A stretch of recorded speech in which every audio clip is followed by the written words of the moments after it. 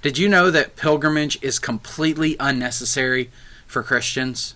Today I'm going to explain why, and I'm going to tell you why I think you should go on Camino de Santiago anyway. Throughout Christianity, pilgrimage has made a major resurgence in the last couple of decades, and that's especially remarkable within Protestantism, where pilgrimage really wasn't a thing since really even the time of Martin Luther. Martin Luther during the Reformation was really critical of pilgrimage, and Protestants mostly have not made pilgrimage until just recent years. Catholics, of course, made pilgrimage throughout that time frame, but for most Roman Catholics even, pilgrimage has really taken on a resurgence in the last 20 years, and that's an exciting development. But unlike many other religions, pilgrimage was never required of Christians. So if you're in the Jewish tradition, a trip to temple and a regular kind of pilgrimage to temple is considered a regular part of the faith for many generations. Islam, for example, really demands and expects a pilgrimage to Mecca during your lifetime.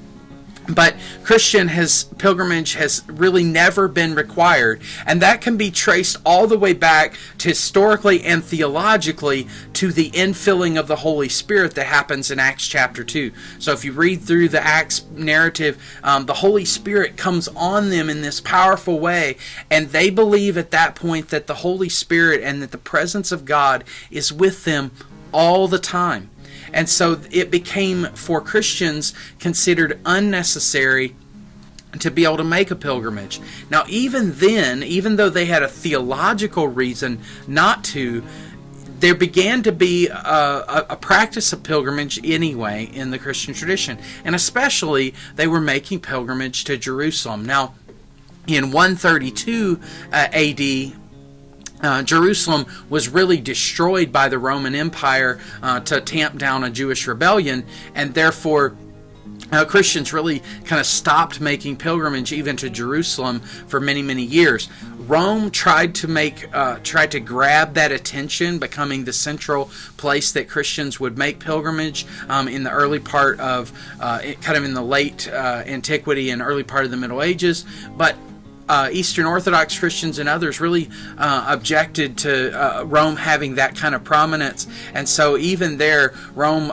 was not this great pilgrimage place. And all the way since Paul's first missionary journey, Christianity has not been bound by ethnic boundaries. Christianity's not been bound by geographic boundaries, and so Christians have kind of said, pilgrimage is not a necessary thing. The Holy Spirit is around us all the time. But yeah, I think Christians should make pilgrimage, but they don't make it because it's necessary. Christians make pilgrimage because it's a privileged act of devotion.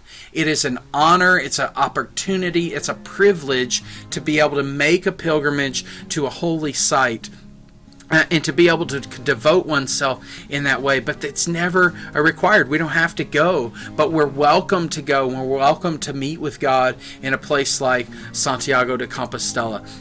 I hope that you'll decide to make a pilgrimage too, as a privileged act of devotion, an opportunity to connect with God, to make retreat, and to connect with God in a deep way. But you can do so knowing that there's no demand on you to make this pilgrimage. You're not required to plan it next week or next year, but you have the privilege to look forward to an opportunity to make pilgrimage. If you're interested in more content like this, then I want to encourage you to subscribe to this channel. I make gear reviews. I give content about the why and the purposes of pilgrimage and of Camino de Santiago, and give some helpful tips all along the way. Subscribe to this channel so you can hear more.